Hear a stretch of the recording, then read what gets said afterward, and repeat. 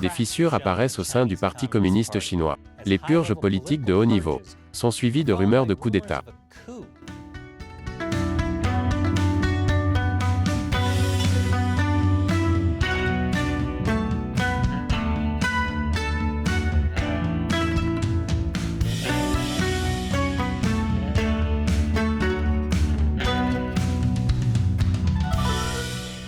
Bienvenue sur Chine non censurée. Je suis Chris Chappell.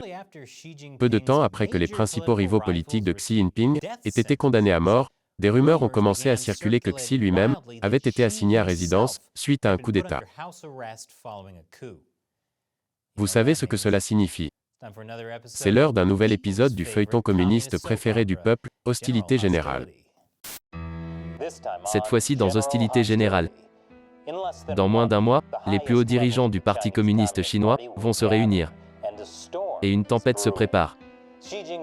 Xi Jinping devrait s'emparer d'un nouveau mandat au pouvoir, défiant les conventions, et devenir non pas un président, non pas un dictateur, mais un président à vie. Mais en arrière-plan, on assiste à un jeu mortel du chat et de la souris. Les rivaux politiques de Xi, au sein d'une clique liée à l'ancien dirigeant chinois, Jiang Zemin, tentent de le faire tomber. Ont-ils finalement réussi? Oh, il y a une raison pour laquelle Hostilité générale est le feuilleton communiste préféré du peuple. Alors oui, la semaine dernière, des rumeurs ont commencé à courir sur un coup d'État contre Xi Jinping, qu'il avait été placé en résidence surveillée. On a commencé à voir des vidéos de véhicules militaires qui seraient en route pour Pékin. Et des rapports indiquant qu'un nombre inhabituel de vols en Chine avait été annulé. Xi Jinping n'a pas été vu en public depuis son retour d'un voyage en Asie centrale le 16 septembre. Il a notamment manqué une réunion de haut niveau de la commission militaire centrale. Si l'on additionne tous ces éléments, il est évident que Xi Jinping a été victime d'un coup d'État, n'est-ce pas? Maintenant, ce qui semble avoir commencé comme des rumeurs rapportées par des utilisateurs chinois de Twitter ont été traduites en anglais, relayées par d'autres comptes Twitter et des sites web de médias indiens, jusqu'à ce que même Newsweek commence à parler des rumeurs de coup d'État. D'une certaine manière, l'idée d'un coup d'État contre Xi Jinping n'est pas si farfelue. Il y a déjà eu des rapports sur des tentatives de coup d'État contre Xi. En fait, des responsables chinois ont été emprisonnés pour avoir tenté de renverser Xi. Et les rumeurs prennent toujours de l'ampleur à l'approche d'une grande réunion du Parti communiste. N'oubliez pas qu'une lutte de pouvoir de très haut niveau se déroule au sein du Parti communiste chinois. C'est la vie ou la mort, soit Xi, soit ses ennemis. Cependant, ces rumeurs particulières de purge de Xi posent des problèmes majeurs. Tout d'abord, certaines personnes se réjouissent à l'idée que Xi Jinping soit purgé. Mais c'est une erreur. Si Xi devait être éliminé, un autre horrible dirigeant communiste se lèverait simplement à sa place. Le problème, ici, c'est le Parti communiste chinois lui-même, pas un individu. Si Xi a été purgé, cela ne change vraiment rien. Et les rumeurs sur ce coup d'État étaient vraiment étranges, si vous avez suivi Hostilité générale. Voici ce qui est censé se passer. Tout a commencé avec l'ancien dirigeant chinois Hu Jintao et le premier ministre Wen Jiabao, qui étaient en charge avant que Xi Jinping ne prenne le pouvoir en 2012. Pendant que Xi Jinping n'était pas dans le pays, ils auraient convaincu Song Ping, âgé de 105 ans et le plus ancien haut responsable du PCC encore en vie, de les aider à faire tomber Xi Jinping. Ensemble, ils ont pris le contrôle du bureau central de la garde, qui est le service de sécurité personnelle des dirigeants du PCC. Ils ont ensuite informé l'ancien dirigeant Jiang Zemin et d'autres membres du comité central qu'ils avaient fait cela. Et ils ont tous voté pour priver Xi Jinping de son commandement militaire. Ainsi, lorsque Xi Jinping est rentré en Chine le 16 septembre, il a été placé en résidence surveillée dans le complexe de direction de Zhongnanhai. Ok, donc rien de tout cela n'a de sens. Hu et Wen n'ont aucune dent contre Xi Jinping. Ils ne sont pas les gars qui essaient de faire tomber Xi dans une lutte de pouvoir. Au contraire, ils ont une dent contre le rival de Xi, Jiang Zemin, le roi crapaud, parce qu'il a passé plus de 10 ans à saper Hu et Wen dans une lutte pour le pouvoir. Des rumeurs disent que Jiang a essayé d'assassiner Hu. On peut deviner à quel point ils s'entendent tous bien, ces gars-là.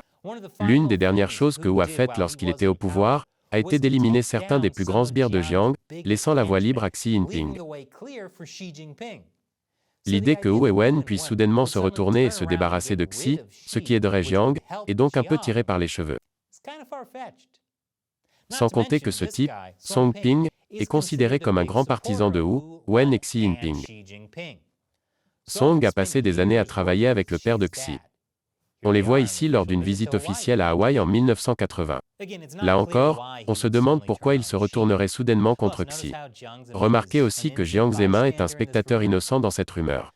Qu'en est-il de toutes les preuves du coup d'État, comme les véhicules militaires se rendant à Pékin? Ne faites jamais confiance aux vidéos de véhicules militaires non identifiés, se rendant on ne sait où. Les rapports sur les annulations de vols semblent également exagérés. Et il est vrai que Xi Jinping n'est pas apparu en public pendant plus d'une semaine, après son voyage en Asie centrale. Ce n'est pas la première fois que Xi disparaît avant une grande réunion du parti. Cela s'est produit en 2012, lorsqu'il était sur le point de devenir le chef du PCC. Des rumeurs folles ont également circulé à ce sujet. Cette fois-ci, Xi pourrait avoir été en quarantaine zéro Covid, qui est censé durer 10 jours. Personnellement, j'aime à penser qu'il a fait comme Ferris Bueller, qu'il s'est échappé de Pékin, et qu'il est allé vivre son rêve de devenir chef cuisinier. Mais les rêves de cuisine de Xi Jinping ont été de courte durée.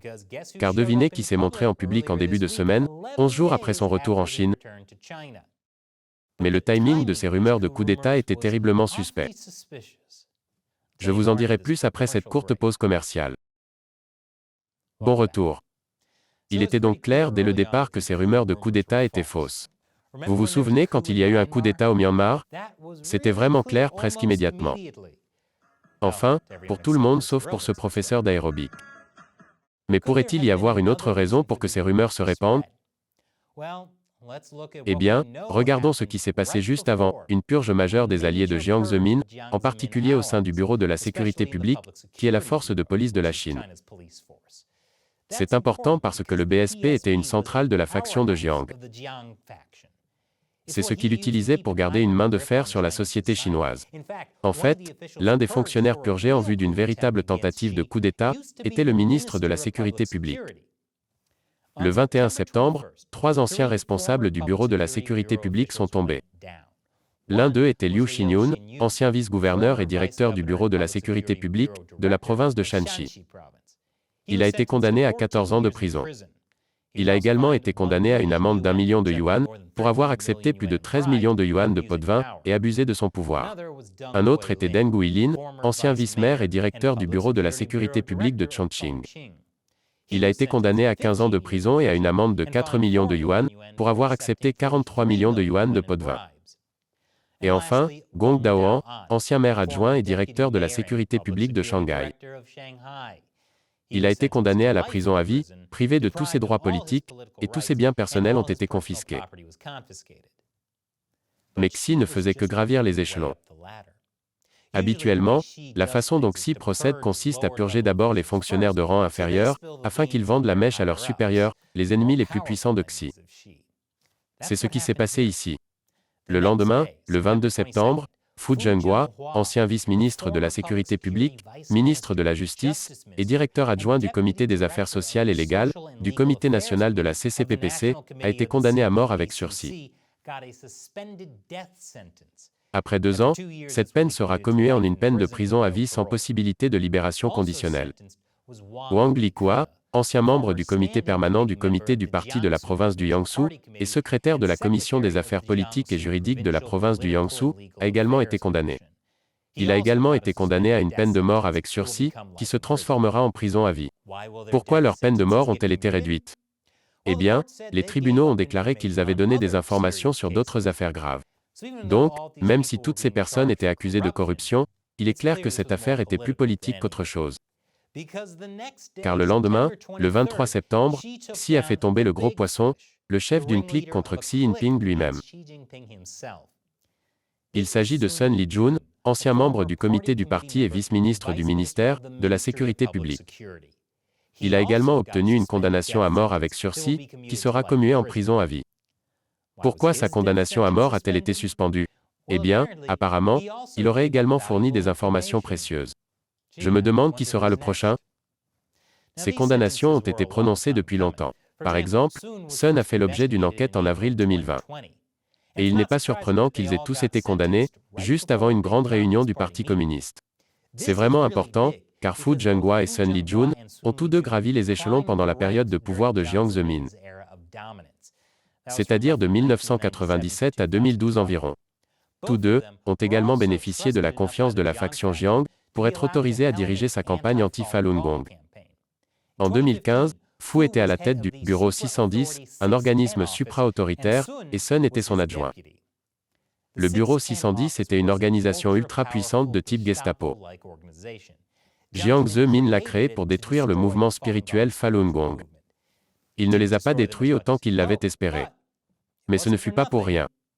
Le contrôle du Bureau 610, comme celui du Bureau de la sécurité publique, a donné à Jiang et à ses collaborateurs un pouvoir énorme, même après qu'ils se soient soi-disant retirés.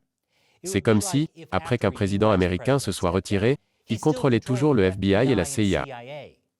Ce qui semble fou, mais c'est de la Chine dont nous parlons ici. Xi Jinping a officiellement éliminé le Bureau 610 il y a quelques années, après de nombreuses années de lutte pour le pouvoir contre la faction Jiang. Cela étant dit, le Bureau 610 semble toujours se démener, certaines de ses anciennes missions étant exécutées par la police et d'autres organisations. La semaine dernière, Xi a donc anéanti la clique Sun Lijun, un puissant groupe d'alliés de Jiang, quelques semaines seulement avant le congrès du parti. Et puis des rumeurs ridicules de coup d'État contre Xi Jinping ont commencé à circuler. Vous voyez mon sourcil levé? Il se passe des choses importantes au sein du Parti communiste chinois. Si vous souhaitez en savoir plus, nous avons une playlist sur la rubrique « Hostilité générale » et je vais réaliser un épisode récapitulatif de toutes les querelles politiques qui ont précédé le congrès du parti. Restez donc à l'écoute. Les choses vont devenir très intéressantes. Bien sûr, je ne pourrais rien faire de tout cela sans le soutien de téléspectateurs comme vous. YouTube nous démonétise et nous impose tellement de restrictions d'âge que nous aurions fait faillite il y a des années. La plupart de nos revenus proviennent de ce que j'appelle l'armée des soldats 50 centimes de Chine non censurés, les fans qui nous soutiennent dans la lutte contre le Parti communiste chinois sur Patreon.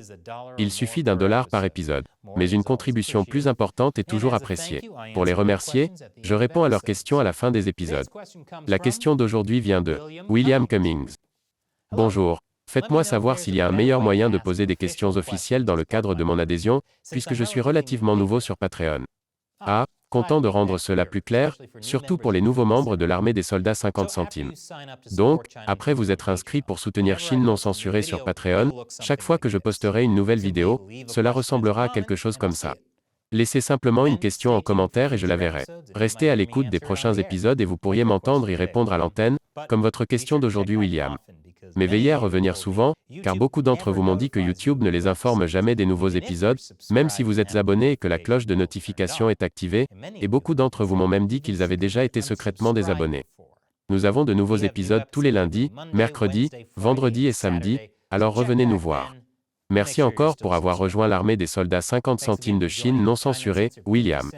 Et merci d'avoir regardé. J'espère que vous rejoindrez aussi l'armée des soldats 50 centimes, et que vous vous joindrez à moi dans la lutte contre le PCC. J'aurai un lien vers Patreon dans la description ci-dessous, ou vous pouvez aller sur patreon.com/China Uncensored. Encore une fois, je suis Chris Chappell, à la prochaine fois.